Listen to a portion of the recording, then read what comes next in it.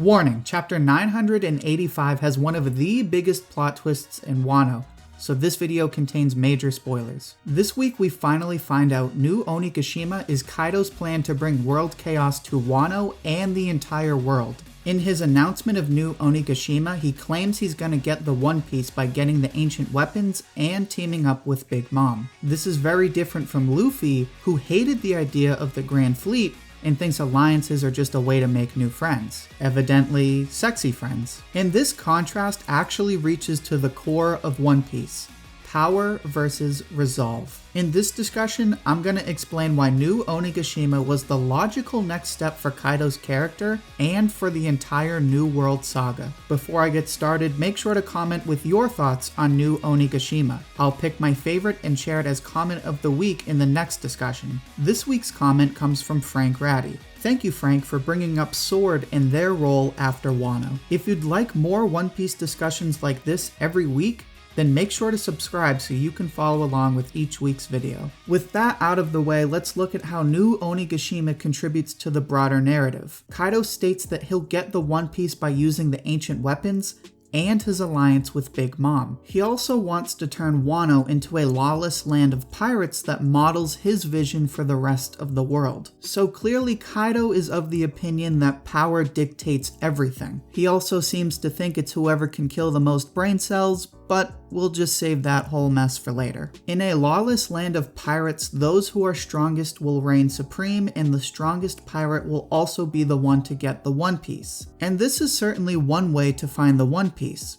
but there's a problem. Obviously, whoever finds One Piece becomes the Pirate King. But is the King of Pirates necessarily the most powerful pirate? This is actually the fundamental question presented to readers in Romance Dawn. In Romance Dawn, the pirates tell Luffy how pirates go on adventures, get all kinds of treasure, but they point out that the most important part of being a pirate is freedom. But even if we know that being a pirate means being free, there's still the question of how pirates should exercise that freedom. And with Romance Dawn, we're given two competing answers presented by Shanks and the mountain bandit Higuma. Higuma presents the idea that freedom means having the power to act however you want. When Higuma threatens Shanks, he shows him his bounty and tells him he's already killed people before. Almost as if to say he'll do what he wants because he can do whatever he wants. So Higuma and Kaido seem to be on the same page. They both think power reigns supreme, and you should do whatever you want as long as you have the power to do it. So we can call this the power approach. Meanwhile, Shanks is of the opinion that you should only exercise freedom in furtherance of your personal values. He chooses not to fight Higuma in the bar because he has no interest in pride, but fights Higuma later because he values friendship and wants to protect his friend Luffy. Shanks has clear values, and he only acts in furtherance of those values he commits himself to.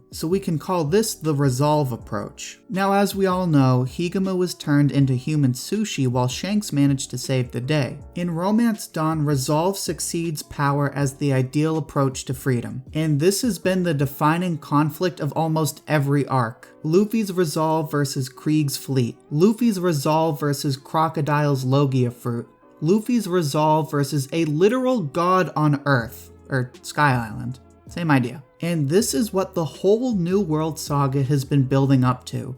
Luffy's resolve versus Kaido's insane power. Everything about Kaido shows that he is the epitome of power. When he's officially introduced, he's described with the list of all of his insane feats. We're told that in a fight, Kaido will always win. Kaido is the clearest example of a pirate who takes the power approach. I mean, think about it. When has Kaido ever talked about a dream of his? That's just it. Kaido doesn't have a dream. Whitebeard was strong, but he had his dream of building a family. Roger was strong, but obviously he had a dream too. But Kaido is directly contrasted to these kinds of pirates that are driven by dreams and ideas. In the flashback, Kaido compares Odin to Roger and Whitebeard and claims that he's soft despite his power. Unlike these three, who stay true to their convictions and resolve, Kaido's only concern is power. So when we return to our question, how should one exercise their freedom, Kaido is obviously under the power approach. Under this lens, everything Kaido has ever done falls into place. Even when you go back to his days with the Rocks Pirates. The Rocks Pirates were only bound by power.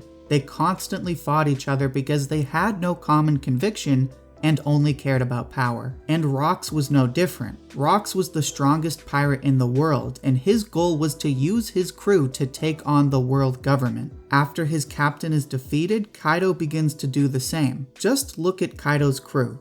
They're the Beast Pirates. What's the motto of the animal kingdom? Survival of the fittest. Look at Onigashima, the island of ogres from the story about Momotaro. And what's the defining trait of ogres? They're massive, powerful brutes. Everything about Kaido and his crew is dictated by power. Just look at the obvious tier system within the Beast Pirates. At the bottom you have the waiters and pleasures with no devil fruit powers, then you have the gifters who manage to get powers, above them you have the headliners, the strongest among the gifters.